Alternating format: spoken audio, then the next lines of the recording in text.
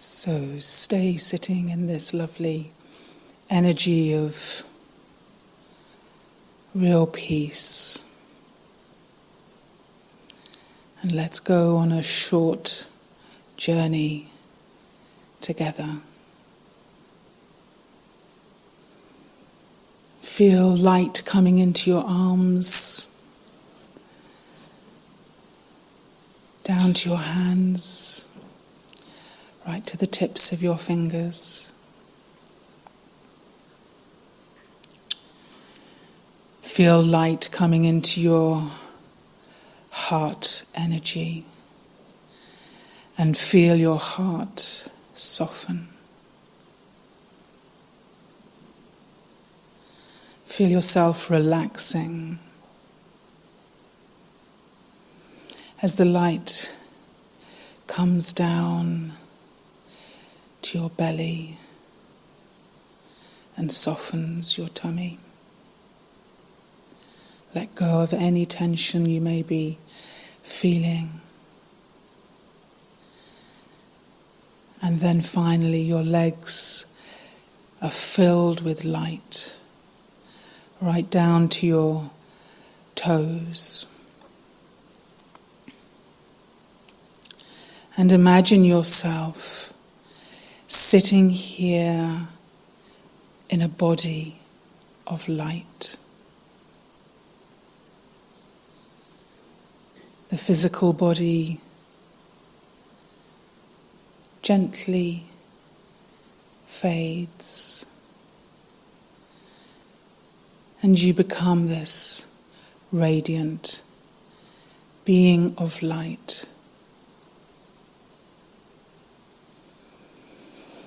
And now you see before you a staircase made of crystal.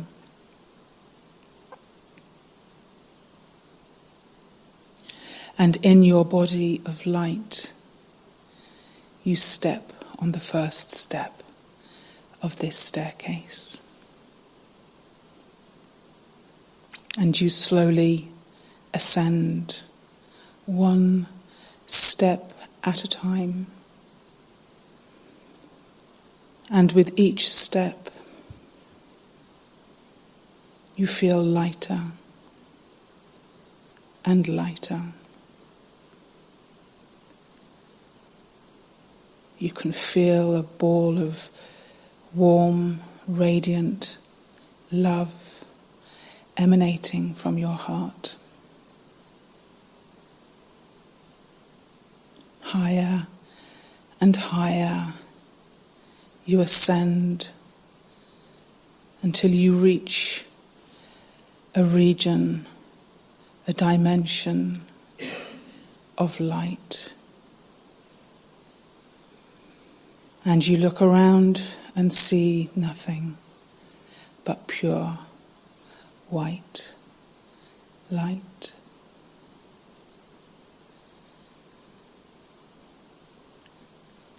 And you feel completely at home. And then out of this translucent light steps another being of light.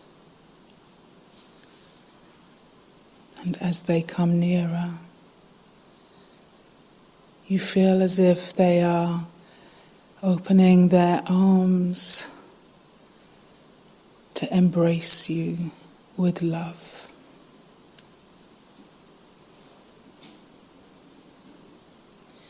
You realize that this one has been looking out for you, watching over you, guiding you, supporting you, ensuring that you take the next step on your journey. A companion for this life's journey.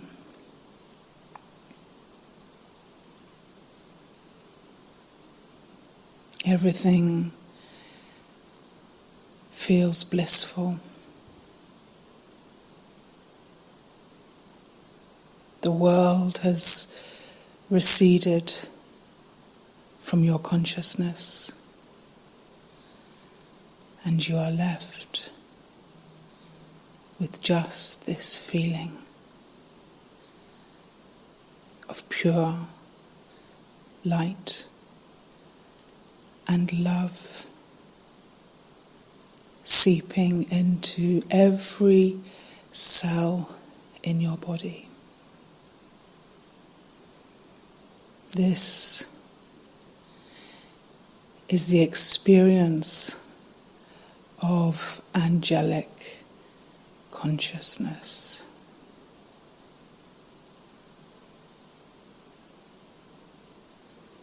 You realize you are a being of divine light.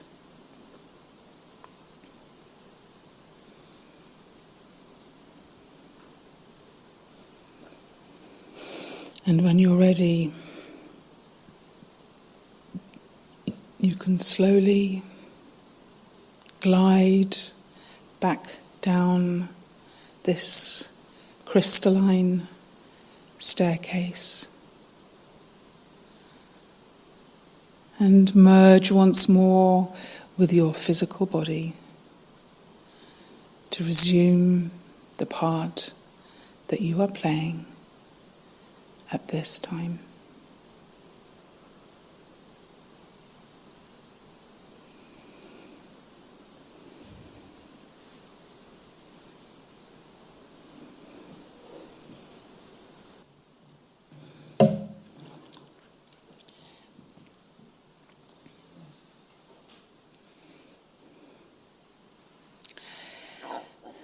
So it's great to see you all back in your physical bodies, and it's great to be with you for this sharing on the theme of becoming an everyday angel.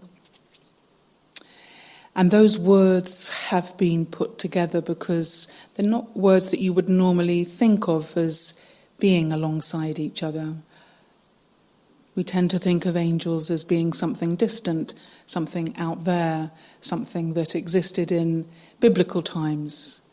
We don't tend to think of angels as being part of our here and now, part of our everyday experience. But that's what we're going to be exploring tonight.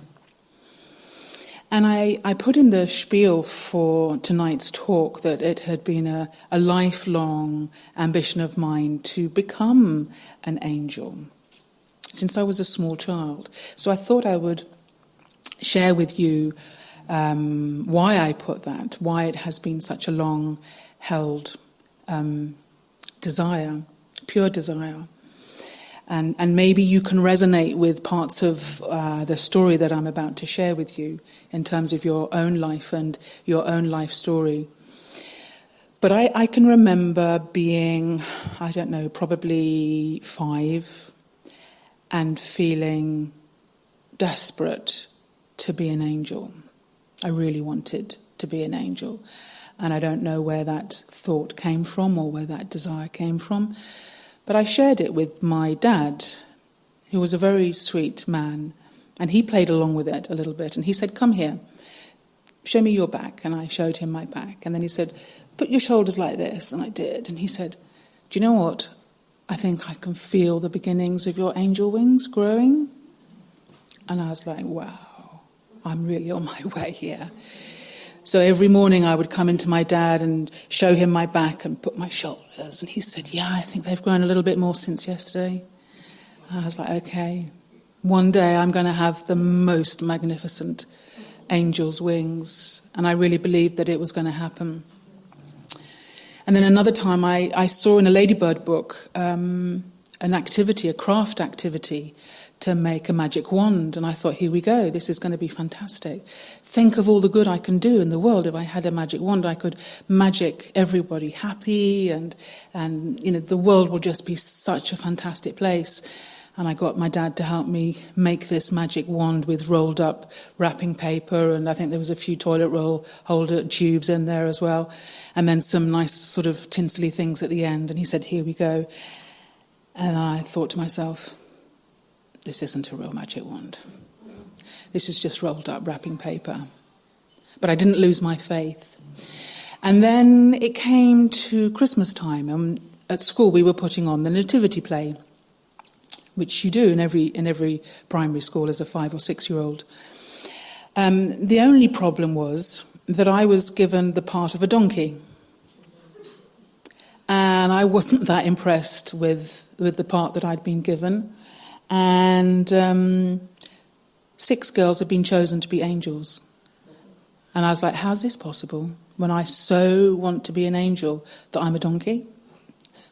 And I used to talk to God as a young child, and I would say to God, I think you need to revise your cast here. You know, some of the casting's gone a little bit askew. I'm really willing to play the part of an angel. In fact, I really am determined I will play the part of an angel. And every night I would pray to God, what can you do to help me be an angel? And we started the rehearsals every morning. It was the first thing we did in the school day. And then it happened one day that one of the angels went off sick. And the teacher said, would anybody like to stand in for this angel who's gone off sick? And of course my arm shot up.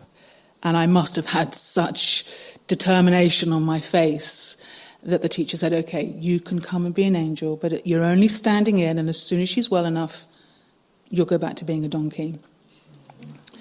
I was prepared to take the deal. So as the rehearsals came, I got to stand up on the nice platform. Didn't yet have any costume, but I got to feel like I was in the company of angels. We were all standing there. And every morning I'd come into school and I'd be looking to see if this girl was back yet, and she still wasn't back yet. Every evening I was praying to God, please, God, I really, really want to be an angel. And then it came finally to the day of the performance, and my heart was full of so much, turmoil. I didn't want to be unkind to this girl and make her miss out on being an angel, and yet I desperately wanted to be an angel myself. So we came into school and I looked around and spoke to the teacher, and the teacher said, she's still not well enough, you're going to have to play the part. And I was like, yes. And we got dressed up in our white costumes, and there was a halo made out of a coat hanger with tinsel all wrapped round it. And I stood on that platform behind Mary and Joseph, and I had the most out-of-body, transcendent, angelic experience I've probably ever had in my life. I was an angel flying through time and space, making the world a better place. And, well, you can imagine how much appreciation and gratitude I had after that to God. Thank you so much for this experience. But it was a seminal experience, and I'm really intrigued at how even when we're small, we have a kind of a sense, a kind of a knowing of what aspects, what ingredients are going to be coming into our life. And then I kind of grew up and sort of got a bit more with it and sort of dropped the idea because I realised it was probably not going to happen. But as a sort of 11, 12-year-old, I started getting a very strong sense of wanting to find a being dressed in white with a moustache. This very clear idea came into my head, and it wouldn't go away. And living in a Western society, it's actually quite hard to find people wearing white, and I was quite clear that this person was wearing white. I had had visions of him. And so I got my mum to take me to as many osteopaths as I could find, because they were the only people I knew who wore a white costume. But unfortunately, none of them had a moustache, and none of them fitted the image that I had in my mind. Until eventually I got to the age of 18 and then thought, okay, I'm going to just go out into the world and just see what I can find. I'm really on a mission here. So I bought a round-the-world ticket as an 18-year-old, put a rucksack on my back and set off on my travels to find this person. And I was about 3 months into my travels in Malaysia and picked up a book in a bookshop that talked about a meditation course. And I went to the Brahmakumaris Meditation Centre in Kuala Lumpur and took one step inside the centre, and there on the wall was someone in white with a moustache. And I'm like, who is that? She said, we'll tell you when you have learnt meditation. I'm like, no, you tell me now. Who is that? Who? I've been looking for this. Here he is. Who is he? They said, all in good time. Anyway, I felt like I'd found a kind of an angelic presence that had already made itself known in my life. And it was quite a strange experience, because I sort of thought, okay, if you're real, I'm going to test you out. And I kept a diary at that time, which I've still got, and it's fascinating reading. But I was really testing out this thing that had happened with me, this vision of an angel, and then finding this person. And I kind of set challenges, but only in my mind. And time and again, I'd say, okay, show me this, and I'd be shown this. A thought would come in my mind, it would manifest in reality. And it was like this dance, a growing friendship with someone who I couldn't see, but they could clearly sense me and could hear what my thoughts were. And so began this whole journey of getting to know what I then came to realise was my guardian angel, was my angel that had been kind of guiding and prompting me and bringing me to that point where there could be that sort of connection.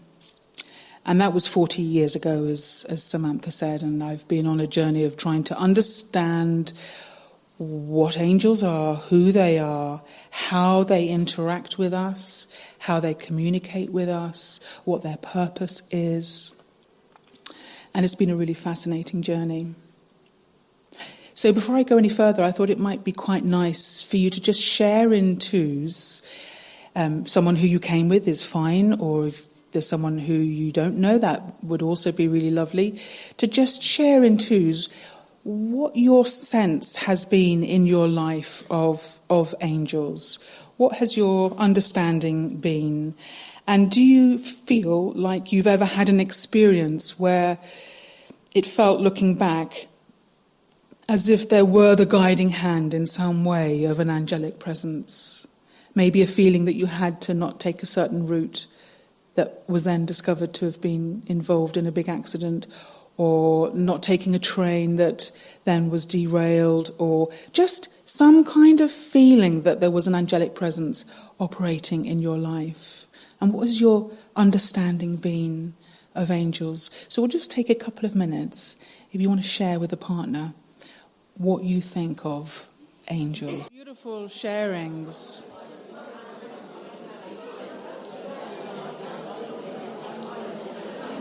And it would be so lovely to have more time to really share. I can see people doing arm gestures like this and quite animated. So just as a show of hands, how many people would say that they have felt the presence in some way or another of an angelic being in their lives? That's pretty much the whole room. That's incredible, isn't it? People have no problem accepting angels. It's really strange. Even people who know they definitely don't believe in God will believe in some kind of angelic presence. It's almost like a universal experience that we have. And, I do find myself wondering in today's world that there is so little left that you can really rely on and can really trust. Can we really trust our governments to tell us what's happening? Can we really trust the media to be telling us the truth? What is truth anyway? If we see a photo, is it a real photo or is it a deep fake? Is what I'm being told about something accurate, or is there another agenda behind it that's trying to control me in some way? Maybe the time has come that we need to start developing this communication, this connection with our angelic wisdom, because angels, if they're nothing else, they are embodiments of truth. And when all else is falling away and collapsing, our connection with our angelic guidance is something that will never let us down, will never not be there. Even if the internet goes down, we'll still have that connection. And so for me, this area of inquiry is becoming more urgent and more critical as the world moves deeper into a state of unraveling. So I thought I would just take a look at what popular culture says about angels, and then I'll take a quick look at what faith traditions say about angels, and then I'll take a look at what the teachings of the Brahma Kumaris have got to say about angels, so that we've got a kind of 360 understanding of angels. So I went onto Google and discovered that the word angel comes from a Greek word meaning, does anyone know? Messenger. Well done, absolutely right. In the Abrahamic religions, so the religions that came from Abraham, angels are depicted as benevolent, celestial intermediaries between God and humanity. So angels are somehow playing this bridging role of connecting us as humans to the divine impulse. This is Google. They are protectors and guides for humans, such as guardian angels.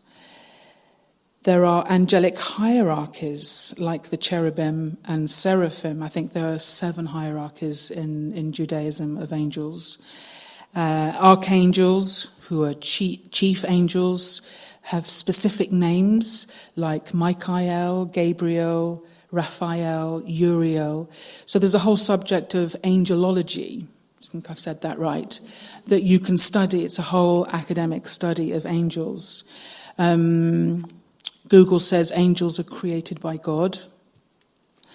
They have halos and a divine light. Every human being has a guardian angel. This is Google.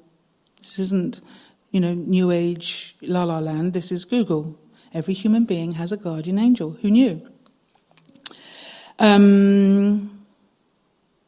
Wikipedia looks at the understanding of angels from all faith traditions. Interestingly, there was an entry from the Brahma Kumaris on Google, and it said the Brahma Kumaris uses the term angel to refer to a perfect or complete state of the human being, which they believe can be attained through a connection with God. It is expanded as a state of being rather than as an entity. Well, you can't always believe everything you read on Google. I think we would not necessarily agree with that last part. The duties of angels, according to Google, they communicate revelations from God, they glorify God. Apparently, angels record every person's actions. Didn't know that. And there are different ways that experts believe angels send us signs. So I'm going to read through these signs, and if you feel that you have seen this sign and you've connected it in some way to an angelic experience or presence, just raise your hand. If you see a fluffy cloud formation in a particular angelic form, a couple of people in the front row. The appearance of a white feather out of nowhere, quite a lot of people. A divine scent. Ah, very good. A cool breeze or a dip in temperature. Okay, we've got some real angel experts in the room here. A feeling of a warm, loving embrace being nearby. Again, about half the room. A ringing in your ears. Yeah, okay. A tingling on the crown of your head. Gosh, we've got some real angel experiences. Meaningful music. Yeah, not sure how you know when music is meaningful, but I presume if you've heard it, you know. A shimmer and sparkle of light in various colours radiating energy. So people seeing things. This is all still according to Google. A street sign or something on the side of a bus that resonates with your current situation or seems to be communicating a message to you. Yeah, quite a few of that. A sequence of numbers like 111, 222, 333. All the time. Isn't that interesting? Really. So it's almost as if something beyond us is always with us, guiding us, communicating with us. Just the last 3 from Google. Angels coming into your dreams. Has anyone dreamt about an angel? Yeah, a few at the back and a few at the front. And they advise, angels are listening to you all the time. Ask the angel for help and guidance. So that's all mainstream Google information on angels.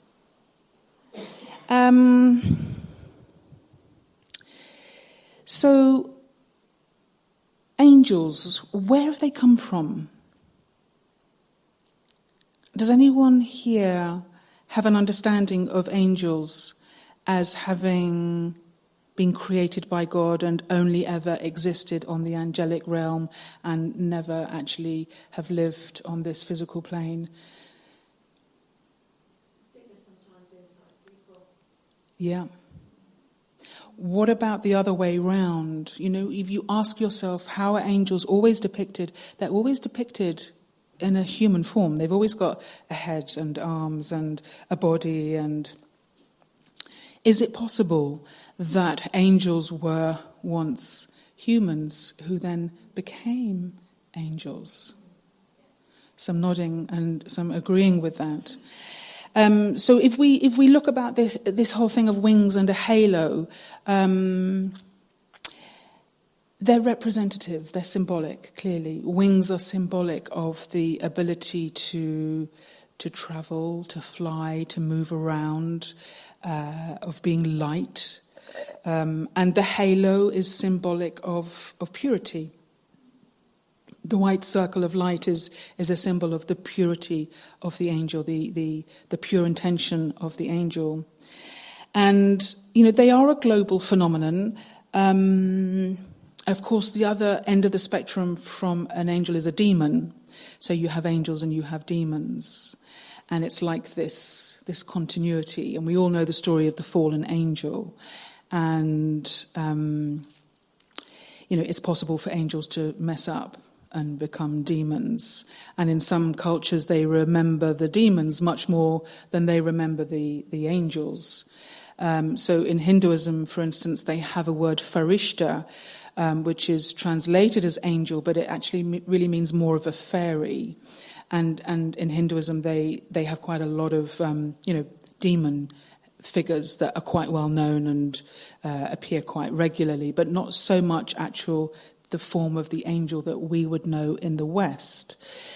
But then in India, they have the deities who lived in India, and they attribute all the qualities, all the good qualities to the deities. In Western cultures, we're not so connected to those deities that they have in Hinduism, so we attribute the qualities to angelic beings, which clearly have played an important role in Western society. So angels appear predominantly in the way in which we think of them, as I said, in the traditions of Islam, Judaism, Christianity. And they, appear millions of times in religious artwork, in cultures right around the world.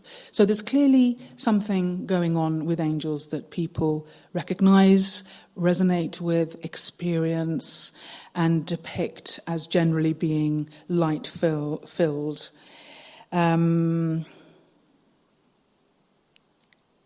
So the classical understanding of an angel is that angels were taught by God. This is how Christianity and the Abrahamic traditions would see angels, and that angels exist on a plane of light. So the understanding of angels when I came to the Brahma Kumaris was quite amazing and exciting and kind of eyes out on stalks, because what I heard from the teachers that I spoke to is that there is this understanding definitely that angels are human beings who, through their connection with the divine source, became angels. And this was quite extraordinary because I'd always felt that angels were somehow different, that they were out there, that they existed in a sort of a dimension of time that didn't necessarily connect with our time here. And to think of angels as being part of our human evolution was a really interesting experience. So I learned that beyond this physical world of matter, there is a dimension, a plane of light. Some people refer to it as the astral plane or the angelic realm, or we sometimes refer to it as the subtle regions. And it is a region of white light that exists beyond time, because time only exists in this physical dimension. And that humans who have worked incredibly diligently on transforming themselves can appear in their angelic form in this region of light, and that we can connect with those angelic beings, and that those angelic beings are working and supporting humanity through this time of transition.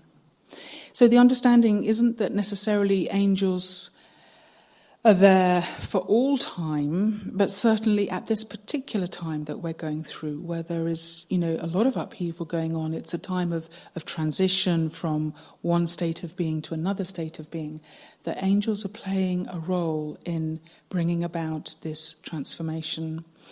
And that I can now, as an adult, have a serious endeavour of becoming my higher angelic self.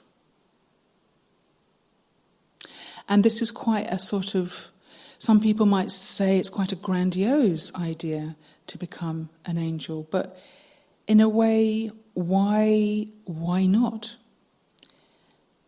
Our natural reaction is to say, well, I'm no angel. We all know where we have weaknesses and we have flaws. And who am I to think I could become an angel? But really the voice from the other side is, who are you to think that you can't become an angel?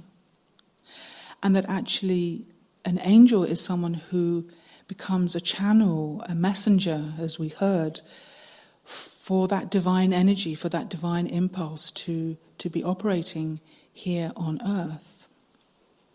And so the more I can become a clear vessel, a clear channel, the more I can bring that divine, that angelic energy through me out into the world. And as I said, this is something I've been journeying with for quite a long time. And, there are certain practices that we have here at the Brahma Kumaris to support this endeavour. And it would be things like, always maintain a positive vision of other people. Even if you see behaviour that wouldn't support that, see that as just a temporary phase, a temporary departure from their higher self, their true self, which is their angelic self. And you constantly maintain that higher vision of that person until they become that for themselves. So that would mean things like, not indulging in gossip about people, not, projecting onto them things that don't necessarily relate to them. And amongst my friendship group over the years, people have said to me, you never talk bad about anyone. You never gossip about anyone. And I've had it as a practice for a long time to really not do that, and to watch my thoughts when I can feel that temptation is coming up. Even if someone is doing some wrongdoing against you, it's very easy to fall into a situation of anger, of combat, of opposition. But if I'm on this path of trying to become a channel, a clear agent for the divine through this angelic form, then that isn't my role to do that. Maintain a positive vision of that person. Never give sorrow, but also never take sorrow. Very simple words, but a very deep practice, especially to not take sorrow. If someone is creating a situation from which you could very easily draw some sorrow, and you just catch it and you don't run with it, not to pick up sorrow. And so you start becoming this kind of person, this practice of maintaining the highest vision for everyone and every situation. And I've had friends that have said to me, gosh, being with you is sometimes like being with an angel. And they actually will say that. Or if I'm really tuning into someone's needs and kind of really supporting them and really seeing them, they'll say, oh, you're such an angel. People will start using these kind of words and reflecting back to you what it is you are meaning to them.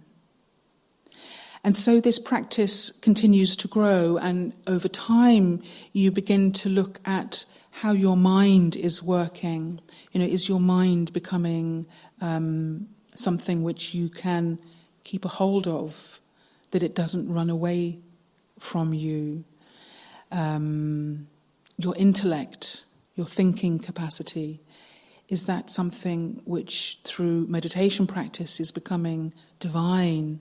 It's able to experience things from the subtle dimension.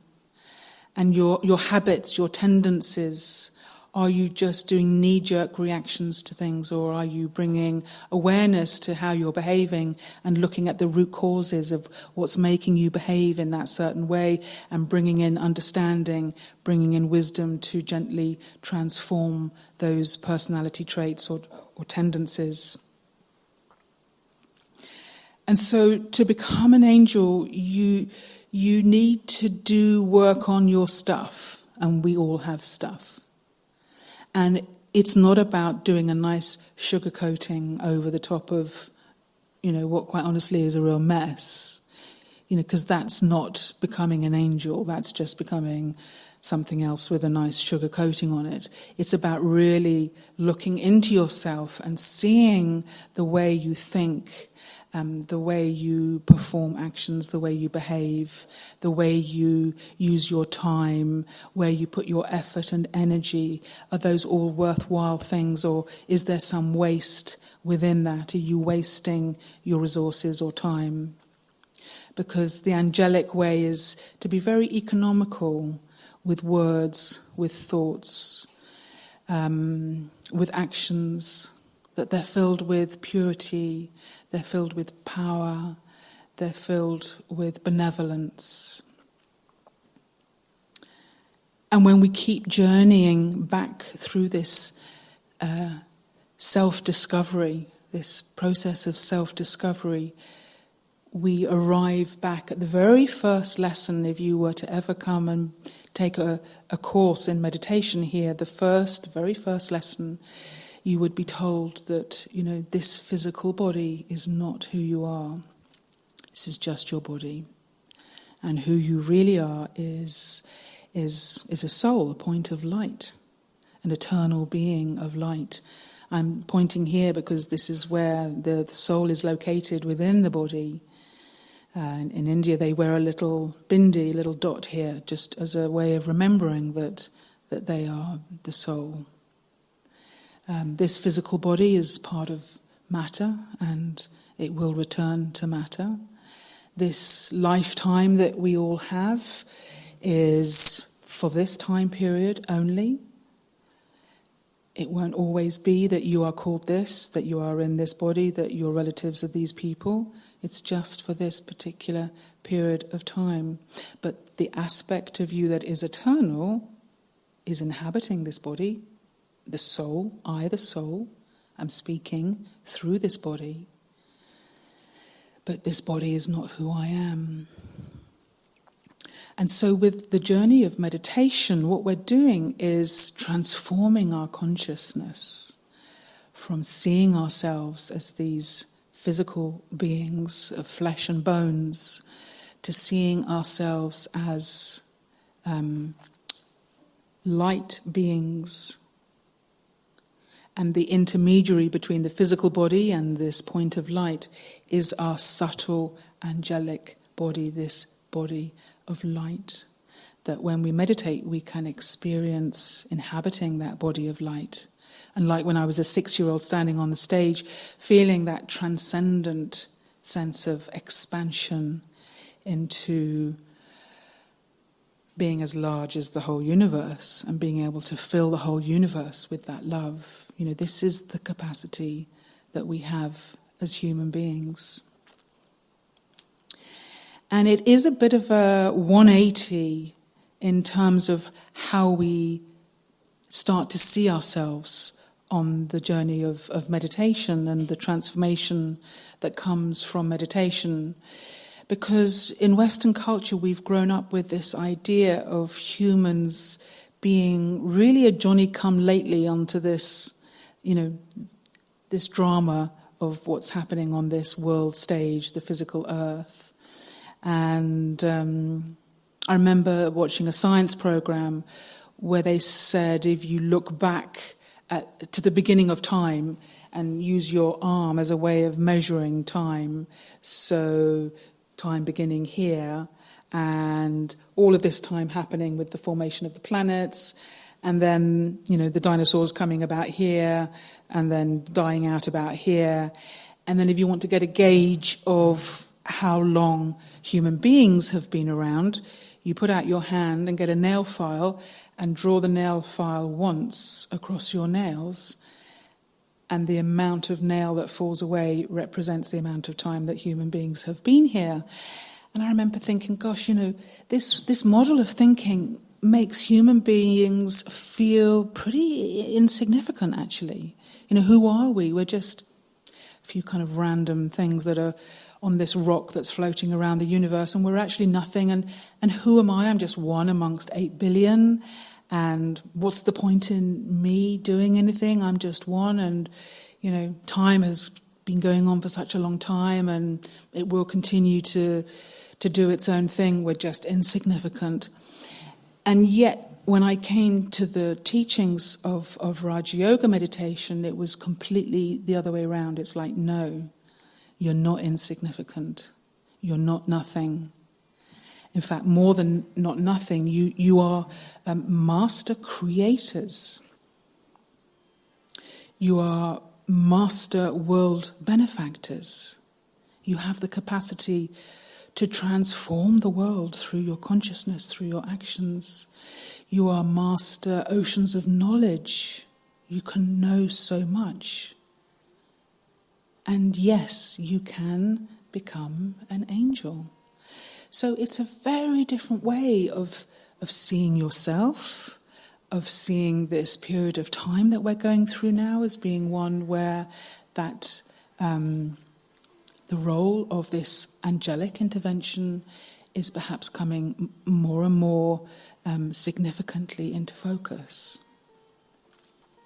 And so what starts out as being maybe a meditation practice to help you get to sleep, or help you control your anxiety, or have better relationships, ends up being this very different way of seeing yourself and your role at this time. And that's how I like to see it now. That this time is the most precious time. And what is available to us at this time to understand and to experience and to become is more precious than any jewels. And so the art of being an everyday angel is the art of realizing just how special I am, of seeing how I have the ability through transforming myself, through meditation, through experiencing this light and becoming the light, becoming that higher self, the angelic self. This can be a huge way of bringing light back into this world. Because how is this world going to change from how it is now? We certainly understand that the world has become what it is now as a result of human consciousness, as a result of human actions. We have created everything that we're seeing around us now. And so it's only us as humanity that can change it again, back into being something beautiful. The more beautiful world our hearts know is possible. And that humanity is waking up. There's been a huge explosion in new consciousness from, I guess you would say, from the 60s onwards. It's been noticeable how that has grown, how people are realizing that we as human beings have enormous potential to bring about positive change in this world. And the way to do that is through changing ourselves, through transforming our habits, our ways of being into something more positive, more beneficial, not just to ourselves. So becoming an angel is about becoming an angel to yourself, about first of all giving yourself that love and that appreciation. It's about becoming an angel for someone else, being able to support someone, give them something that they need at that moment of need, being a light of the world in that way. And then it's about becoming an angel for the whole world. And through the power of our thoughts, we can send out vibrations of peace into the world. And wherever you are, whatever situation you're in, you can always do that. First, give love and light to yourself. Give that to those around you. And then ultimately, give that to the world.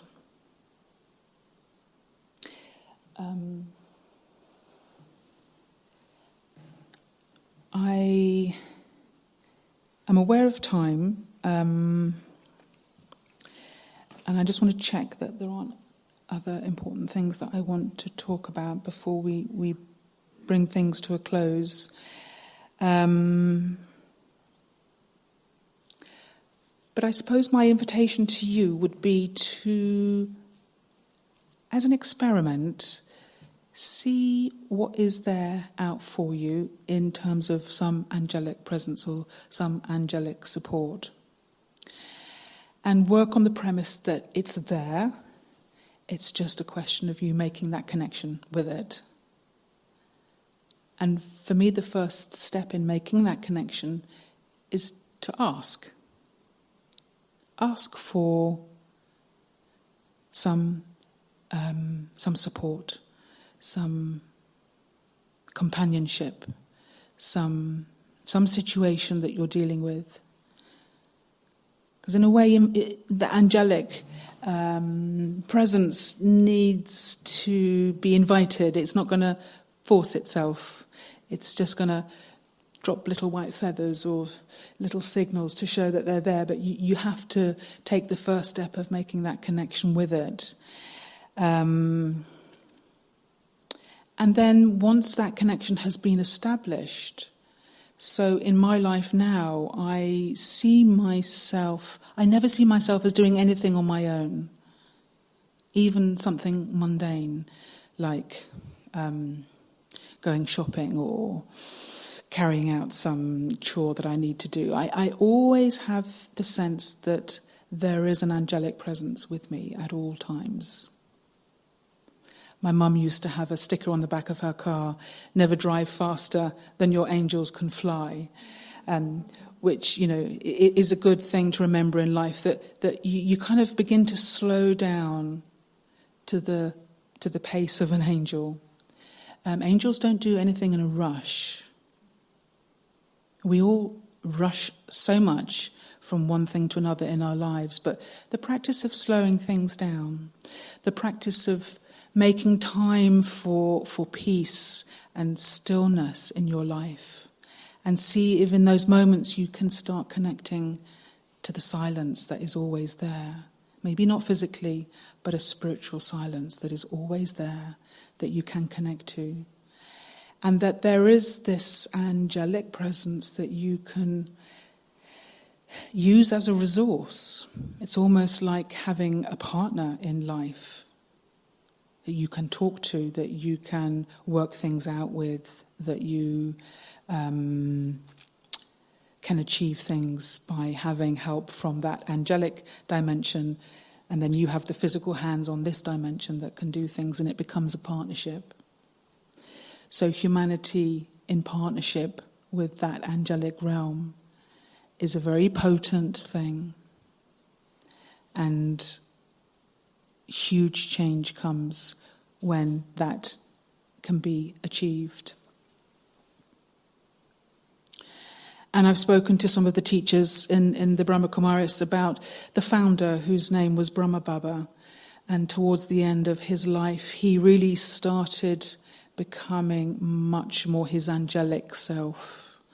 And I did a series of interviews with some of our teachers at the beginning of the year, and they said some very interesting things about that time. I was asking them questions, and they said that he began to withdraw quite a lot from worldly affairs, things that he would have taken a real interest in before. He just was like not really there and seeming to necessarily want to be engaged with the detail of things. He also became physically quite like as if there was a translucence energy coming from him. And it was almost like he was just merging with his angelic form. And eventually he did just that.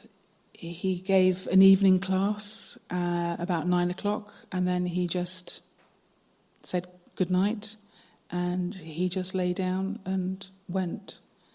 And it was almost like he became his angelic self at that time. And so for us studying Raj Yoga meditation, it's like there is an example of someone who really did become their angelic self. And so if one can do it, why can't we all do it? And why can't we see ourselves with that respect of being a human being with the potential to become our angelic self? And that makes a huge difference to how we live our everyday life. And so maybe sit with a question, form a question in your mind, or a situation that you would like some clarification on, or just a thought that you want to see some evidence that there is angelic presence with you in your life, and see what comes back. It could be a white feather, it could be tingling in the top of your head, it could be a sign on the bus, it could be a book that falls open on a certain page, or it could be that you saw a flyer, a notice about this event tonight, and there was something about your relationship with your own guardian angel that made you think, I'm going to go to that. And maybe it's your angel that brought you here tonight. I'm hearing some nodding. And as we heard in the song at the beginning of the evening, there's 100,000 angels here tonight.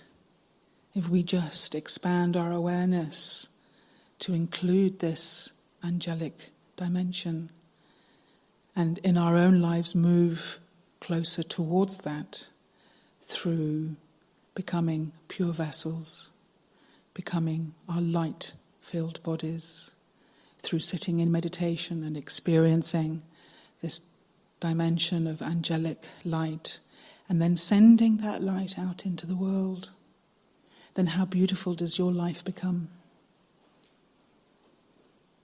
You become a channel for that angelic energy, and it's by all of us doing that together, collectively, that we will bring about a new world on earth.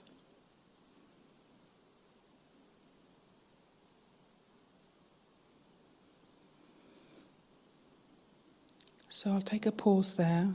I don't know if we do questions. Does anyone have a burning question that they would like to ask? Or should we just finish with a few moments of connecting with our angelic energy? Save our questions for another time. Okay. So just sitting with your hands relaxed, contacting the earth. It's very important that this energy is properly grounded. Feet on the earth, head in the clouds. And just take a deep breath and breathe out. And with your next breath, just feel light coming into your lungs.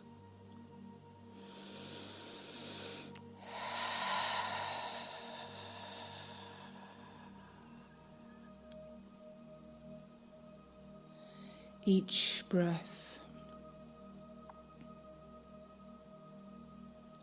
bringing us closer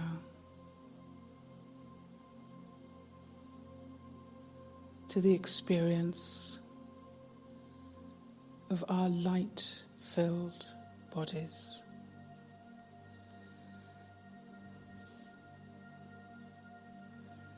Each one of us, every human being, has their physical body and their light body. And we can move freely between the two.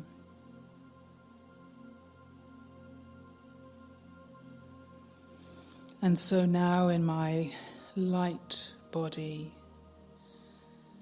I feel myself floating upwards. All the cares of the world begin to recede. And I no longer have any interest in the details of all that is unraveling.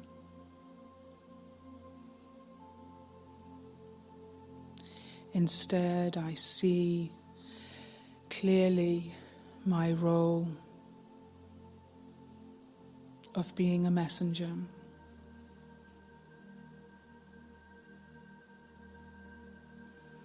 Of being one who can bring light and peace and love into the world.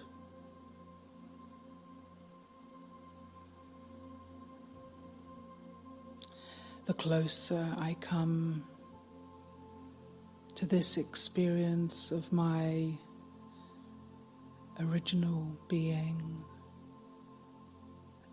of absolute silence,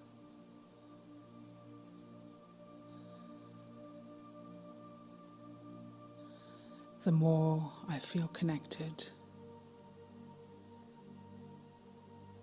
to my eternal self.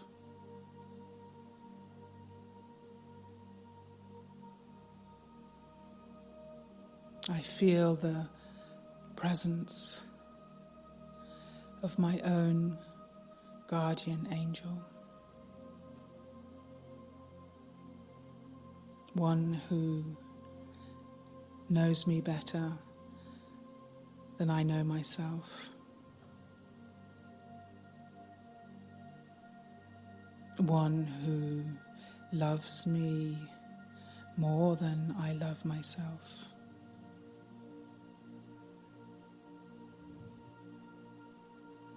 One who has a vision of me that is higher than any vision I could have of myself.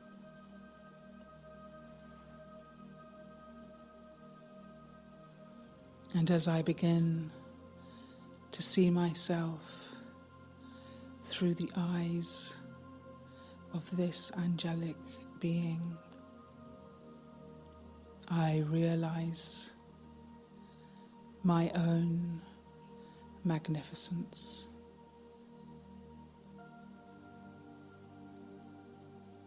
I am a special soul.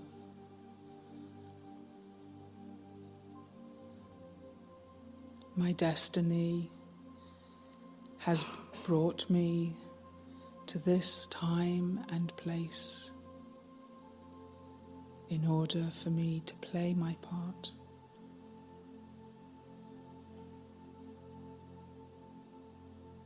I realize that everything is just as it should be. That all is well. And that in the future, everything will be perfect.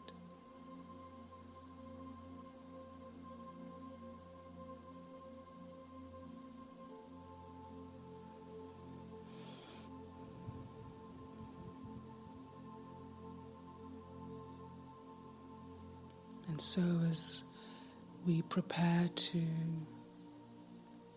leave this space that we have created, let me decide now to bring my angel with me.